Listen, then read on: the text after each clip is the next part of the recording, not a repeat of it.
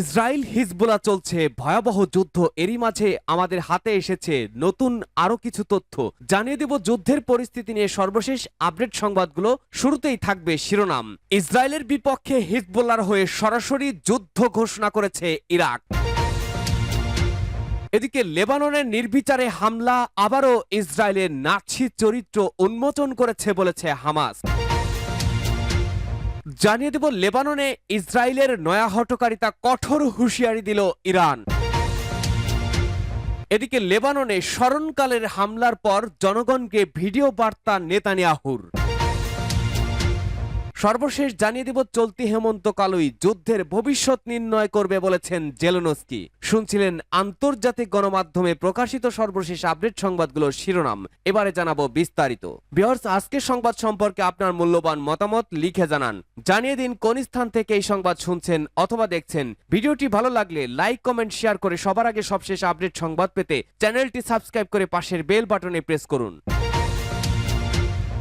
স্থল যুদ্ধ শুরু হলে ইসরায়েলের বিরুদ্ধে সরাসরি যুদ্ধে নামবে ইরাকি যোদ্ধারা। হিজবুল্লাহকে অস্ত্র ও জনবল যোগাবে ইরাকিরা। লেবাননের প্রতি আয়াতুল্লাহ সিস্তানির সমর্থন। ইরাকি প্রতিরোধ গোষ্ঠীগুলো ঘোষণা করেছে যে তারা ইসরায়েলি দখলদারদের সাথে লড়াইয়ে হিজবুল্লাহকে অস্ত্র ও জনবল দিয়ে সাহায্য করবে। ইরাকের ইসলামী প্রতিরোধ অক্ষের একজন সিনিয়র সদস্য বলেছেন যে প্রতিরোধ গোষ্ঠীগুলোর মধ্যে কিছু সমঝোতা হয়েছে, যার মধ্যে সবচেয়ে গুরুত্বপূর্ণ দিকটি হলো ইহুদিবাদী শত্রুর সম্ভাব্য স্থল অভিযানের মোকাবেলায় লেবাননের হিজবুল্লাহর সাথে কাঁধে কাঁধ মিলিয়ে সরাসরি যুদ্ধে প্রবেশ করবে ইরাকি প্রতিরোধ যোদ্ধারা। ওই সদস্য আরো বলেছেন যে ইরাক অথবা সিরিয়ার ভূখণ্ড থেকে অধিকৃত ফিলিস্তিনে ইসরায়েলি অবস্থানগুলোর ওপরে ক্ষেপণাস্ত্র, ড্রোন ও কামানের গোলাবর্ষণ অব্যাহত থাকবে। গাজার মজলুম জনগণের প্রতি সমর্থন জানিয়ে ইরাকের ইসলামী প্রতিরোধ গোষ্ঠীগুলো গত কয়েক মাস ধরে ক্ষেপণাস্ত্র, ড্রোন ও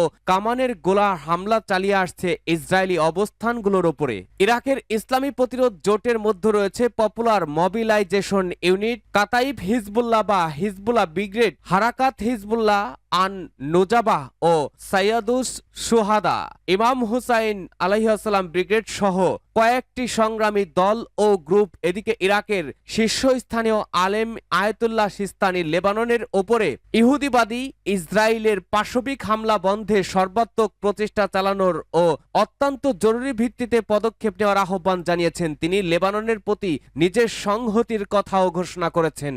এই বর্বরোচিত ও বিস্তৃত আগ্রাসন যুদ্ধ অপরাধ বলেছে হামাস। লেবাননে নির্বিচারে হামলা আবারও ইসরায়েলের নাৎসি চরিত্র উন্মোচন করেছে। ফিলিস্তিনের ইসলামী প্রতিরোধ আন্দোলন হামাস বলেছে লেবাননের পূর্ব ও দক্ষিণ অঞ্চলে ইহুদিবাদী ইসরায়েলের সর্বশেষ ভয়াবহ হামলা এই সরকারের নাৎসি চরিত্র বিশ্ববাসীর সামনে উন্মোচন করে দিয়েছে। হামাস সোমবার এক বিবৃতিতে বলেছে লেবানন ও লেবাননের ভ্রাতৃপ্রতিম জনগণের বিরুদ্ধে ইহুদিবাদী সন্ত্রাসী হামলায় শত শত মানুষ শহীদ ও সহস্রাধিক মানুষ আহত হয়েছেন।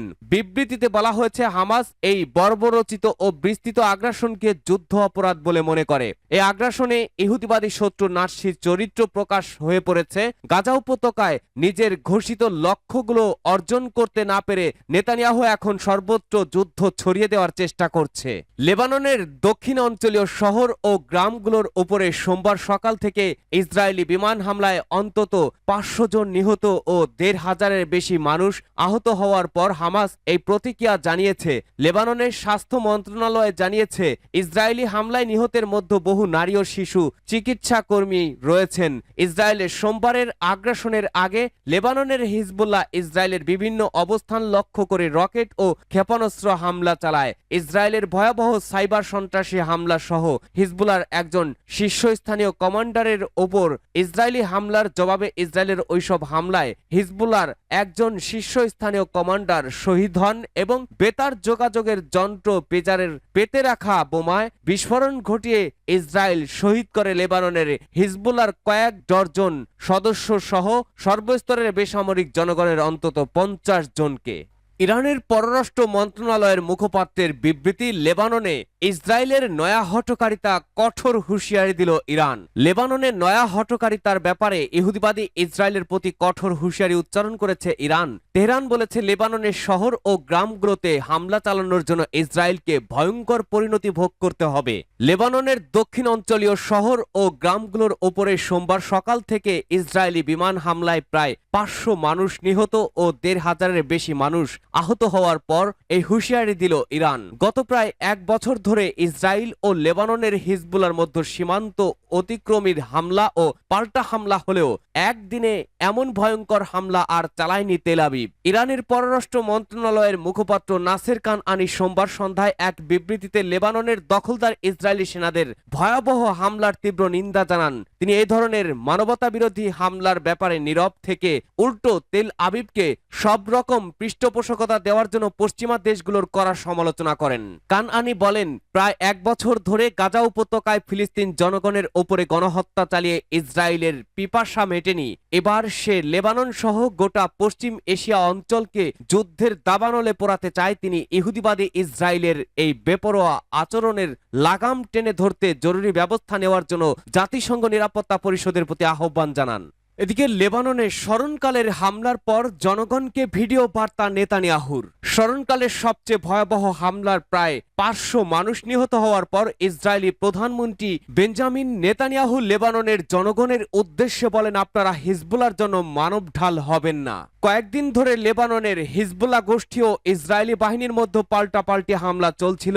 এরই মধ্যে গতকাল সোমবার ভোর থেকে আকাশপথে ব্যাপক হামলা শুরু করে ইসরায়েলি বাহিনী। এতে এখন পর্যন্ত 492 জন নিহতের খবর পাওয়া গেছে। এই হামলার পর ইসরায়েলি প্রধানমন্ত্রী নেতানিয়াহু অনলাইনে একটি ভিডিও শেয়ার করেন। ওই ভিডিও বার্তায় তিনি বলেন, ইসরায়েলের যুদ্ধ লেবাননের জনগণের বিরুদ্ধে নয়, বরং হিজবুল্লাহর বিরুদ্ধে। হিজবুল্লাহ সন্ত্রাসীরা সাধারণ মানুষের বাড়িতে ক্ষেপণাস্ত্র সহ বিভিন্ন ধরনের অস্ত্র মজুত করে রেখেছে। সেসব অস্ত্র ধ্বংস করতেই অভিযান চালানো হচ্ছে। লেবাননের জনগণের উদ্দেশ্যে নেতানিয়াহু আরো বলেন, বহুদিন ধরে হিজবুল্লাহ আপনাদেরকে মানবঢাল হিসেবে ব্যবহার করছে। তারা আপনার বসার ঘরে রকেট ও ক্ষেপণাস্ত্র বসাচ্ছে, তারপর আমাদের শহরগুলোতে হামলা চালিয়ে আমাদের নাগরিকদের হত্যা করছে। আমাদের জনগণের নিরাপত্তার স্বার্থেই হিজবুল্লাহর অস্ত্রগুলো ধ্বংস করতে হবে।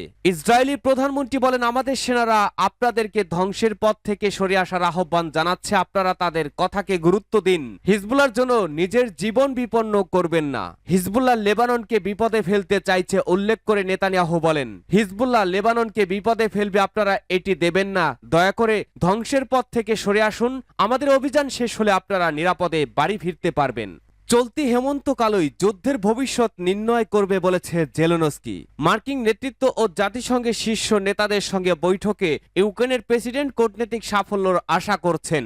বিজয় পরিকল্পনা পেশ করে তিনি রাশিয়াকে কোণঠাসা করতে চান। ইউক্রেনের প্রেসিডেন্ট ভলোদিমির জেলেনস্কি রোববার মার্কিন যুক্তরাষ্ট্রে পৌঁছেছেন। জাতিসংঘ সাধারণ পরিষদে অধিবেশনে তিনি তার সহযোগীদের সঙ্গে প্রকৃতি শান্তির লক্ষ্যে বিজয় ভাগ করে নিতে চান বলে জানিয়েছেন। দেশবাসীর উদ্দেশ্যে দৈনিক ভিডিও বার্তার পাশাপাশি তিনি এক্সে পোস্ট লিখেছেন, চলতি হেমন্তকালই এই যুদ্ধের ভবিষ্যৎ নির্ণয় করবে। যুক্তরাষ্ট্র সফরের শুরুতেই জেলেনস্কি পেনসিলভেনিয়ার রাজ্যে জো বাইডেনের শহর স্কানটনে এক গোলাবারুদের কারখানা পরিদর্শন করেন। সেখানে ইউক্রেনের জন্য পুরোদমে কামানের গোলা তৈরি হচ্ছে। শ্রমিকদের সঙ্গে ছবি তুলে জেলেনস্কি লেখেন, এমন সব জায়গাতে এলে সত্যি বোঝা যায় যে গণতান্ত্রিক জগতের জয় সম্ভব। নিউ ইয়র্ক শহরে তিনি নিজের দেশের জ্বালানির চাহিদা নিয়ে আলোচনা করতে কয়েকটি মার্কিন কোম্পানির কর্ণধারদের সঙ্গে আলোচনা করেন। এছাড়া বেশ কয়েকজন বিশ্ব নেতার সঙ্গেও তার বৈঠক করার কথা রয়েছে। জেলেনস্কি তার যুক্তরাষ্ট্র সফরে রাশিয়ার বিরুদ্ধে যুদ্ধে ইউক্রেনের বিজয় পরিকল্পনা পেশ করবেন বলে একথা আগেই জানিয়েছিলেন। প্রথমে বিদায়ী মার্কিন প্রেসিডেন্ট জো বাইডেনের কাছে সেই পরিকল্পনা পেশ করে তিনি বিশ্ব দরবারে সেটি তুলে ধরতে চান। বাইডেন প্রশাসন চলতি সপ্তাহে ইউক্রেনের জন্য $37 কোটি মার্কিন ডলার অঙ্কের সহায়তা ঘোষণা করতে চলেছে। ডেমোক্রেট দলের প্রেসিডেন্ট পদপ্রার্থী কমলা হ্যারিসের সঙ্গেও বৃহস্পতিবার তার আলোচনা হওয়ার কথা রয়েছে। তিনি রিপাবলিকান দলের পদপ্রার্থী ডোনাল্ড ট্রাম্পের সঙ্গেও সম্ভবত সাক্ষাৎ করবেন। নিউ ইয়র্কের জাতিসংঘের সদর দপ্তরে ইউক্রেনের প্রেসিডেন্ট একাধিক কূটনৈতিক উদ্যোগ নিচ্ছেন। সোমবার তিনি পৃথিবীর ভবিষ্যৎ নিয়ে জাতিসংঘের শীর্ষ সম্মেলনে বক্তব্য দিয়েছেন। মঙ্গলবার নিরাপত্তা পরিষদের এক অধিবেশনে তিনি উপস্থিত থাকবেন। বুধবার জাতিসংঘের সাধারণ পরিষদের অধিবেশনে তিনি ভাষণ দেবেন।